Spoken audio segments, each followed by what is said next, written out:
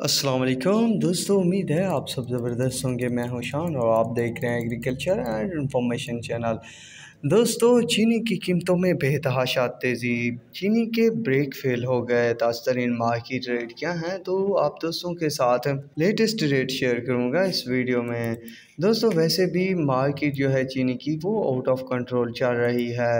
Rate में बेतहाशा तेज़ी बन चुकी है। किसी की समझ में नहीं आ रहा कि क्या होगा, मंदी होगी या तेज़ी। कभी मार्केट खामोश हो जाती है तो कभी फिर से आसमान की तरफ चली जाती है। तो फिलहाल जो तेज़ी के बाद रेट चले हैं तो बहरहाल 15,500 जोहराबाद, 15,600 सांगड़, 15,400 सूरज, 15,100 कमालिया, 15,150 सवेरा, 15,250 दरिया खान, 15,250 मीरपुर, 15,350 जेठी, 15,100 घोटकी, 15,325 ढटकी, 15,325 अलायंस, 15,325 पॉपुलर, 15,400। तो जैसे ही मार्केट ओपन हुई तो इनके रेट जारी कर दिए गए हैं। तो ज़बरदस्त तेज़ी जारी है। मज़ीद कितना इजाफा होगा या मंदी, तो उसकी अपडेट भी आप दोस्तों के साथ शेयर कर दूंगा इस चैनल पर। तो अब तक के लिए इतना ही काफ़ी है। मिलेंगे नए वीडियो और अपडेट के साथ। अल्लाह हाफिज़।